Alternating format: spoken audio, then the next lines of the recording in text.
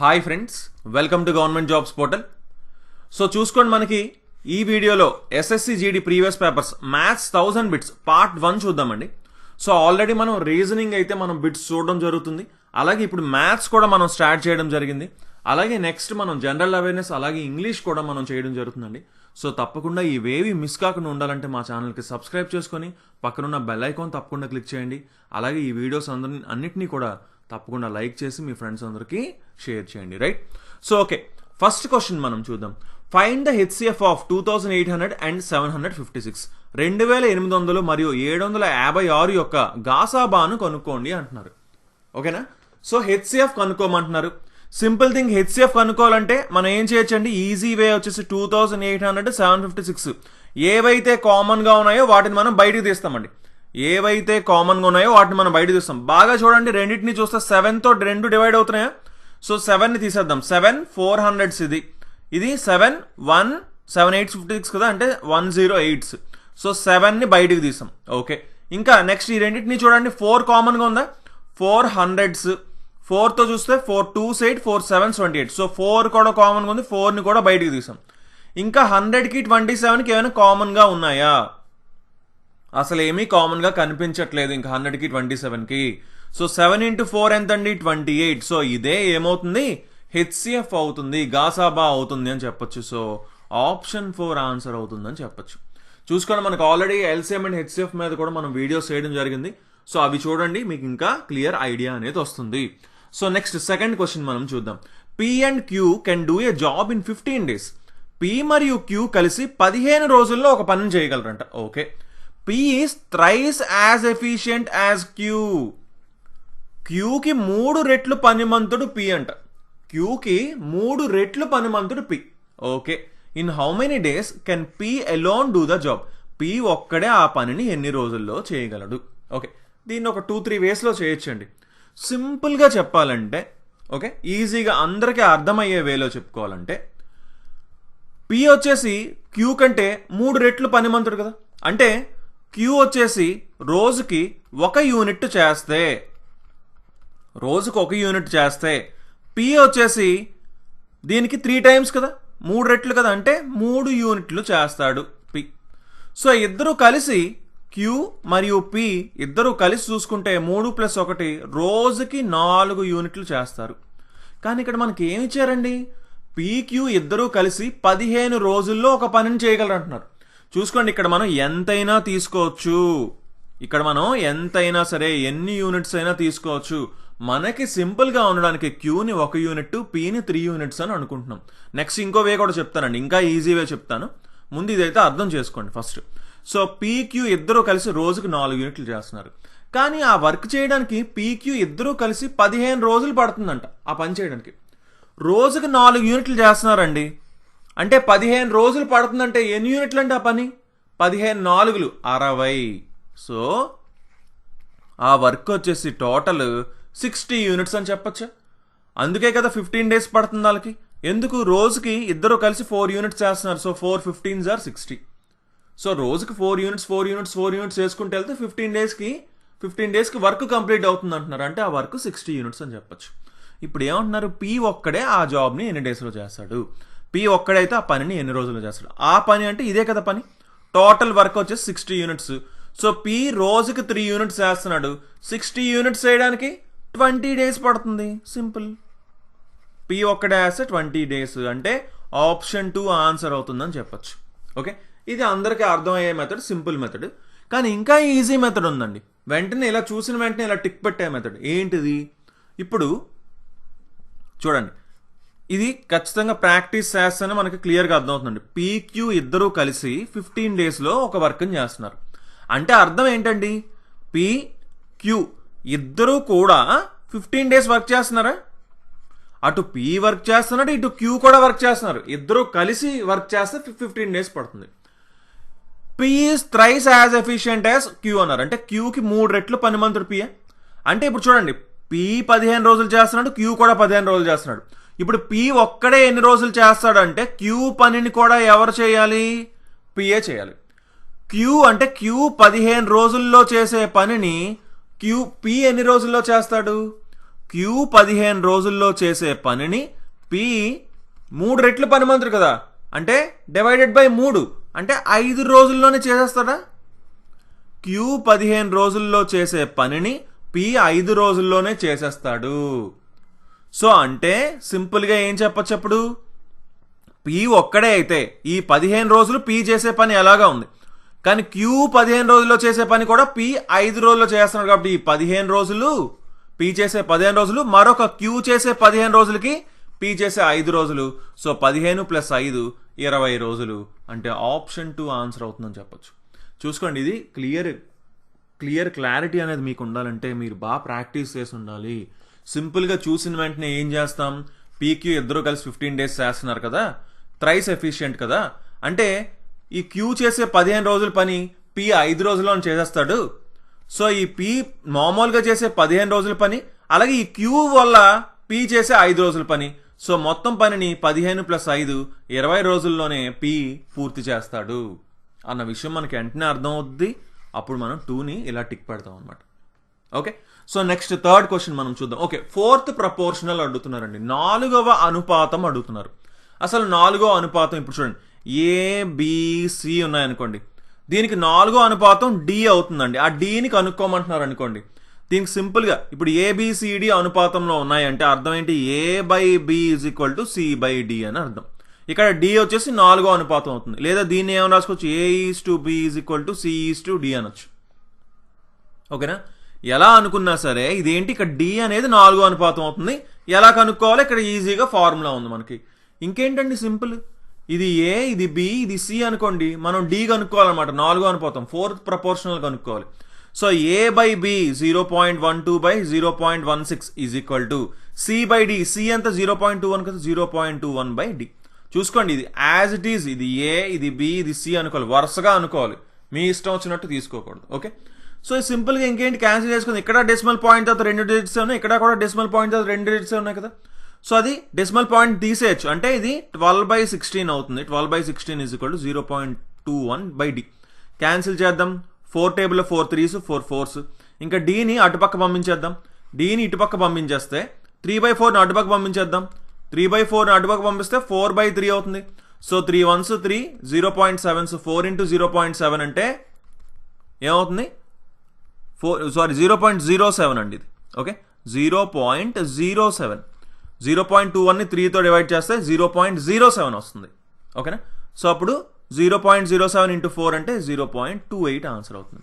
చూడండి, అదే decimal points మీకు ఒకవేళ డౌట్ ఉన్నది అనుకోండి, ఏం చేస్తాం, ఆ డెసిమల్ పాయింట్ని తీసేద్దాం. ఇప్పుడు ఏం చేద్దామంటే ఈ 3 నెంబర్స్కి డెసిమల్ పాయింట్ని తీసేద్దామండి. దీన్ని 12, 16, 21 అనుకుందాం. అంటే ఎందుకంటే ఆప్షన్స్లో చూసాం కదా, ఆప్షన్స్లో కూడా ఇప్పుడు మనం డెసిమల్ పాయింట్ని తీసేయచ్చు అనమాట. ఎందుకంటే చూసుకోండి, డెసిమల్ పాయింట్ తర్వాత ఇక్కడ 2 డిజిట్స్ ఉన్నాయి, ఇక్కడ 2 డిజిట్స్ ఉన్నాయి, ఇక్కడ 2 డిజిట్స్ ఉన్నాయి, అలాగే ఆప్షన్లో కూడా అన్నిటికీ కూడా డెసిమల్ పాయింట్ తర్వాత 2 డిజిట్సే ఉన్నాయి. సో నేను మొత్తం డెసిమల్ పాయింట్ని రిమూవ్ చేశానండి, కన్ఫ్యూజన్ లేకుండా ఉండడానికి. ఇప్పుడు ఇది డి అయింది. ఇప్పుడు ఏమవుతుంది, సింపుల్గా 12/16 = 21/D అవుతుంది. ఇప్పుడు క్యాన్సిల్ చేద్దాం. 4 3s 4 4s, 3 1s 3 7s. So D = 7 × 4 28 అయింది. అంటే అది ఆప్షన్ ఏంటి? ఆప్షన్ 1. డెసిమల్ పాయింట్ తీస్తాం కాబట్టి అన్నిటికీ. ఇప్పుడు డెసిమల్ పాయింట్ పెట్టేద్దాం కావాలంటే 0.28 ఆన్సర్ అవుతుంది. ఓకేనా? సో నెక్స్ట్ 4th క్వశ్చన్ మనం చూద్దాం. A women gains 30% by selling an article for a certain price. ఒక వస్తువును నిర్దిష్ట ధరకు అమ్మడం ద్వారా ఒక మహిళ 30% లాభం పడుతుందండి. 30% లాభం వస్తుందంట, 30% profit. If she sells it at double price then the profit made is. ఆమె దానిని రెట్టింపు ధరకు విక్రయిస్తే అప్పుడు వచ్చే లాభం. ఇది చాలా జాగ్రత్తగా వినండి. ఇప్పుడు 30% లాభం అంటే ఏంటండి? ఇప్పుడు ఆవిడ కొన్నది వస్తువుని 100% అని కదా అనుకుంటాం. 30% లాభం అంటే ఆవిడ ఎంత కమ్మినట్టు? 130%కి అమ్మినట్టే, అంతే కదా. 30% లాభం వచ్చిందంటే ఏంటండి? 30% ఎక్కువ కమ్మింది అంటే 130% కమ్మింది. ఇప్పుడు ఏమంటున్నారు? ఆవిడ అమ్మిన దానికి డబల్ చేస్తే అంటున్నారు. అవునా? డబల్ అంటే 130%కి అమ్మింది, ఇప్పుడు డబల్ చేస్తే, డబల్ అంటే ఎంత? 260%కి అమ్మితే ఎంత లాభం అంటున్నారు. 260% అమ్మితే ఎంత లాభం అండి? 100%కి కొన్నారు, 260%కి అమ్మారు అంటే 160%, 160% ప్రాఫిట్ వస్తుంది. సో ఆప్షన్ 2 ఆన్సర్ అవుతుందని చెప్పొచ్చు. రైట్ అండి, very easy question. So okay, ఒక చిన్న ఇంటిమేషన్ అండి. మనకి మన యాప్ మరియు మా వెబ్సైట్లోని మనకి SSC GD online classes total 150 గంటలు ప్లస్ క్లాసెస్ ఆల్రెడీ అవైలబుల్గా ఉన్నాయన్నమాట, అప్లోడ్ అయి ఉన్నాయి.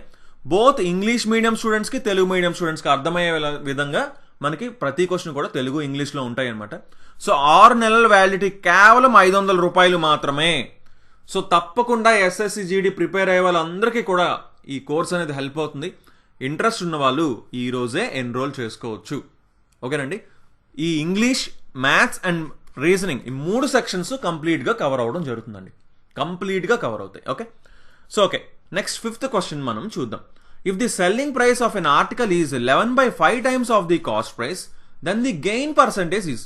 ఒక వస్తువు యొక్క అమ్మకపు ధర ఖర్చు ధరకి 11/5 రెట్లు ఉంటే లాభం శాతం ఎంత? ఓకే, ఇది ఖర్చు ధర కాదండి, కొన్న ధర. ఓకేనా, కొన్న ధరకి 11/5 రెట్లు ఉంటే లాభం శాతం ఎంత? ఇప్పుడు చూడండి, సెల్లింగ్ ప్రైస్ వచ్చేసి ఎంత ఉన్నదంట? సెల్లింగ్ ప్రైస్ కాస్ట్ ప్రైస్కి 11/5 రెట్లు ఉందంట, 11/5 టైమ్స్ ఉందంట. సింపుల్. ఇప్పుడు ఎప్పుడు కూడా ఏంటి అంటే ఈ selling price, cost price, profit and లాస్లో చూసుకుంటే selling price by cost price కింద రాసుకుంటే ఈజీగా సాల్వ్ చేసుకోవచ్చు అండి ప్రాబ్లమ్. చూడండి, ఇప్పుడు మనకి selling price by cost price వచ్చేలా రాసుకుందాం. అంటే ఈ కాస్ట్ ప్రైస్ని ఏం చేస్తాం, ఇటు పక్క పంపిస్తాం. ఇటు పక్క పంపిస్తే selling price by cost price ఎంత అవుతుంది? 11/5 అవుతుంది. అంటే దీని అర్థం ఏంటనుకుంటున్నారు? కాస్ట్ ప్రైస్ 5 రూపీస్ అయితే సెల్లింగ్ ప్రైస్ 11 రూపీస్ అని అర్థం. అంటే 5 రూపాయలకి కొని 11 రూపాయలకి అమ్మారని అర్థం. అప్పుడు ఎంత ప్రాఫిట్ వచ్చిందని అంటున్నారు. ఓకేనా, దీన్ని నీట్గా అర్థం చేసుకోవడానికి అంటే సింపుల్గా చెప్పచ్చు 120% అని. 120% అని చెప్పచ్చు, చాలామంది చెప్పేస్తారు. కానీ క్లియర్గా ఇప్పుడు మనకి ఇక్కడ 5 రూపీస్ కొన్నప్పుడు 11 రూపీస్కి అమ్మారు. 100 రూపీస్ కొని ఎంతకు అమ్మారో తెలిస్తే వెంటనే పర్సంటేజ్లోకి మారిపోతుంది కదా. అంటే కింద డినామినేటర్ని ఇంటూ 20 చేశారు, అప్పుడు 100 అయింది. న్యూమరేటర్ని కూడా ఇంటూ 20 చేయాలి, అప్పుడు ఓకే 220 అయింది. సో 100 రూపాయలకి కొని 220కి అమ్మారంటే 120 రూపాయల లాభం. దాన్నే పర్సంటేజ్లో 120%, 120% అంటాం. అంతేనా?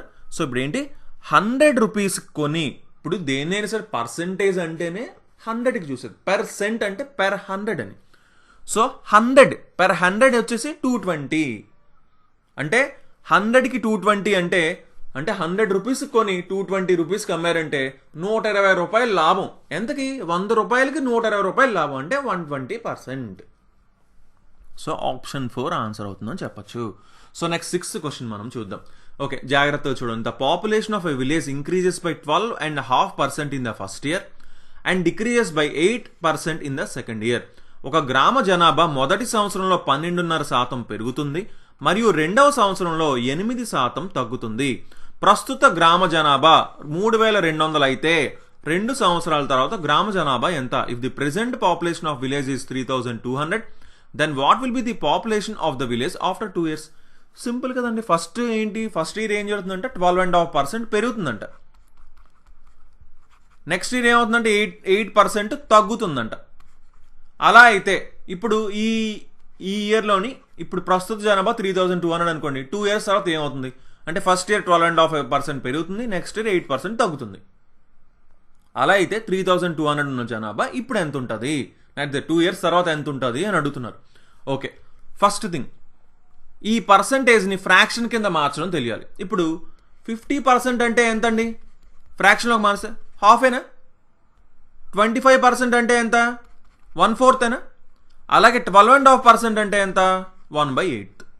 1/8 పార్ట్ అనమాట. సో ఫస్ట్ ఇప్పుడు 3200 ఉన్నాయి. ఫస్ట్ ఇయర్ ఏమవుతుంది? 1/8, 12.5% పెరుగుతుంది అంటే 1/8 పెరుగుతుంది అంటే ఎంత? 400 పెరుగుతుంది. అవునా? 4 times కదా, 400 పెరుగుతుంది. 400 పెరిగి ఫస్ట్ ఇయర్ తర్వాత 3200 ప్లస్ 400 3600 అయింది. ఇప్పుడు ఏం జరిగింది? నెక్స్ట్ ఇయర్ 8% తగ్గుతుంది. 8% అంటే డివైడెడ్ బై, ఇప్పుడు చూడండి 1% అంటే ఎంత 36 కదా, 8% అంటే 36 into 8. So 8 into 6 48, 8 into 3 24, 288. So 288 తగ్గింది ఎంతలో 3600లో 288 తగ్గింది. 288ని మైనస్ చేస్తాను, మైనస్ చేస్తే 3312 ఆన్సర్ అవుతుంది. సో ఆప్షన్ 1 ఆన్సర్ అవుతుందని చెప్పొచ్చు. ఇక్కడ కొంచెం జాగ్రత్తగా మైనస్ చేయాలండి, కొంతమంది ఆవేశంలో 3412 టిక్ పెట్టేస్తుంటారు. ఓకేనా. సో ఇక్కడ మనం ఏం చేసాం, ఫస్ట్ 12.5% పెరిగింది. 12.5% అంటే 1/8 పార్ట్. సో 3200లో 1/8 పార్ట్ అంటే 400 పెరిగింది, అంటే 3600 అయింది. తర్వాత ఏం జరిగింది, 8% అన్నారు. 1% ఎంత 36, 8% అంటే 36 ఇంటూ 8 288, అది తగ్గింది. అంటే 3600లో 288 తగ్గింది. సో 3312 ఆన్సర్ అవుతుంది, అంటే ఆప్షన్ 1 ఆన్సర్ అవుతుందని చెప్పొచ్చు. సో నెక్స్ట్ 7th క్వశ్చన్ మనం చూద్దాం. The diameter of a hemisphere is 6 centimetre. అర్ధగోళం యొక్క వ్యాసం వచ్చేసి 6 సెంటీమీటర్లు అంట. The ratio of the magnitudes of its curved surface area to the total surface area is. సంపూర్ణతల వైశాల్యం మరియు వక్రతలీయ వైశాల్యం యొక్క నిష్పత్తి ఎంత అంటున్నారు. ఫస్ట్ థింగ్ ఏంటి, మనకి ఫార్ములాస్ తెలియాలి.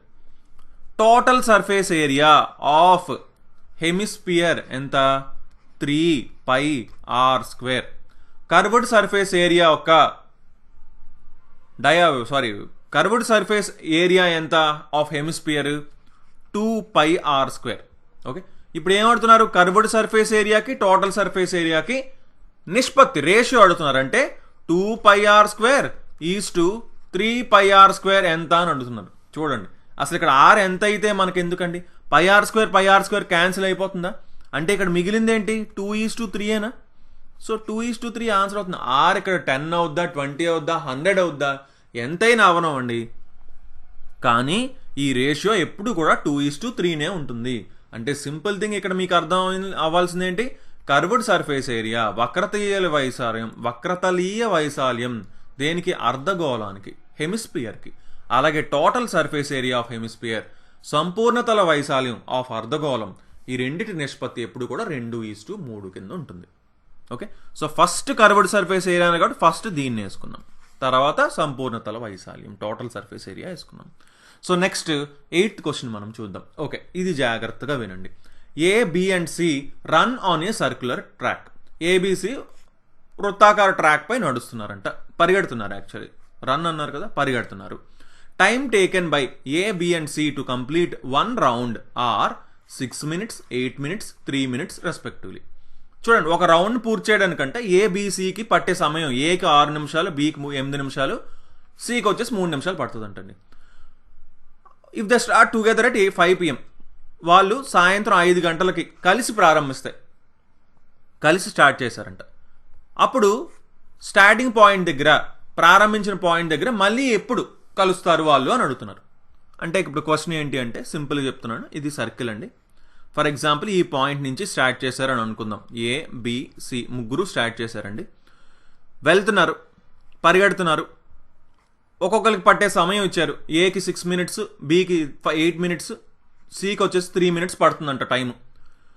అంటే ఏంటి, ఒక రౌండ్ వేయడానికి ఏ ఇలా ఒక రౌండ్ వేయడానికి 6 minutes తీసుకుంటాడు, బి వచ్చేసి 8 minutes తీసుకుంటాడు, సి వచ్చేసి 3 minutes తీసుకుంటాడు. మళ్ళీ ఇదే పాయింట్లోని 5 o'clockకి ముగ్గురు కలిసి 5 PM స్టార్ట్ అయితే మళ్ళీ ఇదే పాయింట్కి ముగ్గురు కలిసి ఎప్పుడు వస్తారు, ముగ్గురు ఎప్పుడు మళ్ళీ అక్కడే మీట్ అవుతారు, అదే పాయింట్లోని ఎక్కడైతే స్టార్ట్ చేస్తారో అదే పాయింట్లో. అది క్వశ్చన్. సింపుల్ థింగ్, బాగా అబ్జర్వ్ చేయండి. 6 minutes తర్వాత ఏమవుద్ది, ఏ ఇక్కడికి వస్తాడు, అవునా. 8 minutes తర్వాత బి ఇక్కడికి వస్తాడు. సో అప్పటికి మళ్ళీ ఏ ముందుకెళ్ళిపోయి ఉంటాడు, అవునా. అంటే వాళ్ళిద్దరూ మీట్ అవ్వాలంటే ఆ రెండింటికి మనం ఏం చేయాలి, ఎల్సిఎం తీసుకోవాలి. 6కి 8కి ఎల్సిఎం తీసుకోవాలి. ఎందుకు, ఇప్పుడు చూడండి 6కి 8కి ఎల్సిఎం ఎంత, 6కి 8కి వచ్చేసి 2, 3 into 4 12 24 అండి. అంటే ఇప్పుడు 24 నిమిషాల తర్వాత ఏమవుతుంది, ఎందుకు ఎల్సిఎం తీసుకున్నాం క్లియర్గా చెప్తున్నాను. 24 నిమిషాల తర్వాత ఏమవుతుంది, ఏ వచ్చేసి కరెక్ట్గా 4 రౌండ్లు వేస్తాడండి, అంతేనా. 6 నిమిషాలు ఒక రౌండ్ కప్ 4 రౌండ్లు వేసి ఇక్కడే ఉంటాడా. బి వచ్చేసి అదే టైంకి 3 రౌండ్లు వేసి కరెక్ట్గా అక్కడే ఉంటాడు. సో ఇప్పుడు అంటే మనం ఏం చేసాం, ఈ 6తోని 8తోని డివైడ్ అయ్యే నెంబర్ ఏంటిది అని చూసాం, అది 24. దాన్నే ఎల్సిఎం తీయడం అంటారు. లీస్ట్ కామన్ మల్టిపుల్ అని దాన్నే కదా అంటారు. సో 6కి 8కి ఎల్సిఎం తీస్తే 24 వచ్చింది కాబట్టి కరెక్ట్గా పర్ఫెక్ట్గా రౌండ్లు వేసి రెడీగా ఉంటారనమాట ఇక్కడ. సో అలాగే సి కూడా ఉన్నాడు. సి వచ్చేసి 3 నిమిషాలు అన్నారు. సో ఆ 24కి 3 8s are 24 కదా, కరెక్ట్గా పర్ఫెక్ట్గా 6కి 8కి 3కి మూడింటికి ఎల్సిఎం తీసుకుంటే మనకి 24 24 వస్తుంది. సో 24 మినిట్స్ తర్వాత వాళ్ళు కలుస్తారు. అవునండి, 24 మినిట్స్ తర్వాత వాళ్ళు కలుస్తారు అని సింపుల్గా మనం ఇక్కడ చెప్పచ్చు. రైట్. సో ఇప్పుడు ఏంటి, 5 గంటలకు స్టార్ట్ అయ్యారు, సాయంత్రం 5 గంటలకి. తర్వాత ఇప్పుడు 5:24కి వాళ్ళు మీట్ అవుతారు అని చెప్పచ్చు కదా. Right, very easy. క్లియర్గా అర్థం చేసుకోండి. ఇక్కడ మనం ఎందుకు ఎల్సిఎం తీసుకున్నాము 6కి 8కి 3కి అంటే, కరెక్ట్గా వచ్చిన నెంబర్ ఏదైతే ఉందో అది కరెక్ట్గా డివైడ్ అవ్వాలి, అప్పుడే ఇక్కడ ఉంటారు వాళ్ళు. ఇక్కడ ఎప్పుడు ఉంటారు, కరెక్ట్గా డివైడ్ అవుతున్నప్పుడే ఉంటారు ఇక్కడ. అవునా, ఎందుకంటే కరెక్ట్గా ఒక రౌండ్ పూర్తి అయిపోవాలి కదా ఇక్కడ ఉండాలంటే. ఓకే, సో ఇప్పుడు 24 నిమిషాలు కాబట్టి కరెక్ట్గా 6 నిమిషాల ప్రకారం 4 రౌండ్లు వేసుకొని కరెక్ట్గా ఏ ఇక్కడే ఉంటాడు, బి 3 రౌండ్లు వేసుకొని ఇక్కడే ఉంటాడు, సి 8 రౌండ్లు వేసుకొని కరెక్ట్గా ఇక్కడే ఉంటాడు. ముగ్గురు అక్కడే కనిపిస్తారు ఎప్పుడు, 5:24 PM. So next 9th question మనం చూద్దాం. Okay, if the radius of the base and the slant height of a cone are 17 centimeters and 25 centimeters respectively, total surface area అడుగుతున్నారు. శంకువు యొక్క మూల వ్యాసార్థం మరియు స్లాంట్ ఎత్తు ఇచ్చారు 17 సెంటీమీటర్లు 25 సెంటీమీటర్లు అంట. అప్పుడు కోన్ యొక్క మొత్తం ఉపరితల వైశాల్యం ఎంత అంటున్నారు. చూడండి, ఇది కోన్ అండి. ఓకేనా, ఇది వచ్చేసి కోన్. ఇప్పుడు మనకి ఏమి ఇచ్చారు, రేడియస్ ఇచ్చారండి. రేడియస్ ఎంత, 17 అంట. అలాగే మనకి స్లాంట్ హైట్ ఇచ్చారండి, ఇది ఇచ్చారు స్లాంట్ హైట్, ఇది ఎంత 25 అంట. ఓకే, అది అసలు డయాగ్రామ్ వేయాల్సిన అవసరం లేదు. టోటల్ సర్ఫేస్ ఏరియా మొత్తం ఉపరితల వైశాల్యం ఎంత అంటున్నారు.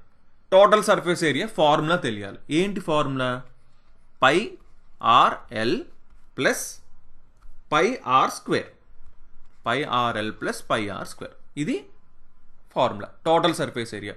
ఈ πRL ఏంటి, curved surface area. Curved surface area πRL. తర్వాత ఈ కింద ఉన్న సర్కిల్ వచ్చేసి πR square. So total surface area, curved surface area, ఈ కింద ఉన్న బాటమ్ సర్కిల్ ఏరియా మొత్తం కలపాలి. So πRL plus πR square. ఓకేనా, సో ఇక్కడ πR కామన్గా ఉంది కదా, దాన్ని కామన్గా తీస్తుంది. π అంటే 22/7, R ఎంత అన్నారు 17, ఇంటూ ఇదెంత L ప్లస్ R మిగులుతుంది లోపల. L ప్లస్ R అంటే 25 + 17, 25 + 17 వచ్చేసి 42. Simple, 7 1s are 7 6s are. అంటే ఇప్పుడు ఏం చేయాలి, 22 × 17 × 6 వేస్తే ఆన్సర్ వస్తుంది. ఇక్కడ చూసుకోండి, లాస్ట్ డిజిట్ చూసుకోవడం ద్వారా మనం ఆన్సర్ చేయొచ్చండి, చాలాసార్లు ఆన్సర్ చేయొచ్చు. ఇప్పుడు ఆప్షన్స్లో ఉన్న లాస్ట్ డిజిట్ చూసుకుంటే 4 కూడా 4 రకాలు ఉన్నాయి, సేమ్ అయితే లేదు కదా దేనికి. ఇప్పుడు సింపుల్గా ఓన్లీ లాస్ట్ డిజిట్ చూద్దాం. 2 × 7 ఎంత 14, అంటే లాస్ట్లో 4 వస్తుంది. 4 × 6 ఎంత 24, అంటే లాస్ట్లో 4 వస్తుంది. సో ఈ ఆన్సర్లో లాస్ట్లో 4 వస్తుంది. అది కేవలం ఆప్షన్ 4లో మాత్రమే కనిపిస్తుంది, లాస్ట్లో 4. సో ఆప్షన్ 4 ఆన్సర్ అవుతుందని చెప్పచ్చు. ఇప్పుడు మొత్తం మల్టిప్లై చేయాల్సిన అవసరం లేదు. దీనివల్ల ఎంతో కొంత టైం అనేది సేవ్ అవుతుంది కదండి, అది ఇంపార్టెంట్. మనకి ఎగ్జామ్లోని టైం సేవ్ చేసుకోవడం important. So next 10th question మనం చూద్దాం. A and B can complete a piece of work in 8 days and 16 days respectively. A మరియు బి ఒక పనిని వరుసగా 8 రోజులు మరియు 16 రోజుల్లో పూర్తి చేయగలరంట. If A and B work on alternate days starting with B, in how many days the work will be completed? Bతో ప్రారంభించి A మరియు Bలు రోజు విడిచి రోజు పని చేస్తే ఆ పనిని ఎన్ని రోజుల్లో పూర్తి చేయగలరు. A వచ్చేసి ఒక పనిని 8 రోజుల్లో చేయగలరంట, B వచ్చేసి అదే పనిని 16 రోజుల్లో చేయగలరంట. ఇప్పుడు మనం ఏమనుకోవచ్చు, టోటల్ వర్క్ని ఎప్పుడు కూడా ఈ 8కి 16కి ఎల్సిఎం తీసుకుంటాం. ఎంత ఎల్సిఎం, 16 కదండి 8కి 16కి ఎల్సిఎం, ఎందుకంటే 8 టేబుల్లోనే 16 ఉంది కాబట్టి 16 ఎల్సిఎం అవుతుంది. సో టోటల్ వర్క్ని 16 యూనిట్స్ అని అనుకుంటున్నా. సో ఏకి 8 రోజులు పడుతుంది 16 యూనిట్లు చేయడానికి, సో రోజుకి 2 యూనిట్లు చేస్తారు. బీకి 16 డేస్ పడుతుంది 16 యూనిట్స్ చేయడానికి, సో రోజుకి 1 యూనిట్ చేస్తారు. ఓకే, ఇప్పుడు క్వశ్చన్ ఏంటి, రోజు విడిచి రోజు వీళ్ళు వర్క్ చేస్తే ఎవరితో స్టార్ట్ చేసి, బీతో స్టార్ట్ చేసి అన్నారు. సో అంటే బి ఫస్ట్ డే 1 యూనిట్ చేస్తే నెక్స్ట్ డే ఏ 2 యూనిట్స్ చేస్తాడు, తర్వాత మళ్ళీ బి, తర్వాత మళ్ళీ ఏ. అంటే 2 రోజులకి ఇద్దరు కలిసి 3 యూనిట్స్ చేస్తారండి. ఈ 3తో డివైడ్ చేయండి 16ని. 3 5s are 15. ఒక యూనిట్ మిగిలిపోతుంది. ఆ ఒక యూనిట్ ప్రస్తుతానికి పక్కన పెడదాం. 3 5s are 15. అవునా? అంటే 3 యూనిట్లు చొప్పున 5 సార్లు చేయాలి. అంటే 3 యూనిట్లకి 2 రోజులు కదా పడుతుంది. 5 సార్లు అంటే 2 × 5 10 రోజులు పడుతుందండి వీళ్ళకి 15 యూనిట్లు చేయడానికి. అవునా? 2 రోజులకు 3 యూనిట్లు చొప్పున ఇలాగ మనకి 5 ఉన్నాయి పెయిర్స్. అంటే 10 రోజులు పడుతుంది మొత్తం. సో 10 రోజుల్లో వీళ్ళు 15 యూనిట్లు చేస్తున్నారు. 10 డేస్లో వీళ్ళు 15 యూనిట్స్ చేస్తున్నారు. కానీ టోటల్ చేయాల్సింది 16 యూనిట్లు. ఓకేనా? సో ఇప్పుడు నెక్స్ట్ ఎవరు పని చేయాలి? ఫస్ట్ బి చేశారు, తర్వాత ఏ చేశారు. ఇది కదా ఒక పేరు అనుకున్నాం. ఇప్పుడు ఎవరు చేయాలి? మళ్ళీ బి చేయాలి. అవునా? స్టార్టింగ్ బి కదా చేయాల్సింది. సో బి చేయాలి. బి రోజుకు 1 యూనిట్ చేస్తాడు. ఇక్కడ మిగిలింది కూడా 1 యూనిటే. సో ఆ నెక్స్ట్ డే ఆ 1 యూనిట్ బి చేసేస్తాడు. అంటే మరొక రోజు పడుతుంది 1 యూనిట్ చేయడానికి. సో టోటల్ పట్టేది ఎన్ని రోజులు అని అడిగారు. హౌ మెనీ డేస్, ఎన్ని డేస్ పడుతుంది అంటున్నారు. రోజు విడిచి రోజు చేస్తాయి. సో ఇది ఒక 10 రోజులు, ఇది ఒక రోజు, మొత్తం 11 రోజులు. అంటే ఆప్షన్ 2 ఆన్సర్ అవుతుందని చెప్పొచ్చు. చూసుకోండి, టైమ్ అండ్ వర్క్ కాన్సెప్ట్ ఇది ఎందుకు అసలు మనం ఎల్సిఎం తీసుకోవాలి, ఎందుకు టోటల్ వర్క్ 16 అనుకోవాలి, ఇలాంటి డౌట్స్ ఏమైనా ఉంటే టైమ్ అండ్ వర్క్ జీజేపీ అని కొట్టండి. ఆ వీడియోస్ చూడండి, మీకు చాలా క్లారిటీ అనేది వస్తుంది అనమాట. Right? So okay guys, thanks for watching. తప్పకుండా ఈ వీడియో నచ్చితే లైక్ చేయండి. అలాగే మీ ఫ్రెండ్స్ అందరికి కూడా తప్పకుండా షేర్ చేయండి. So thanks for watching and have a nice day. Bye-bye.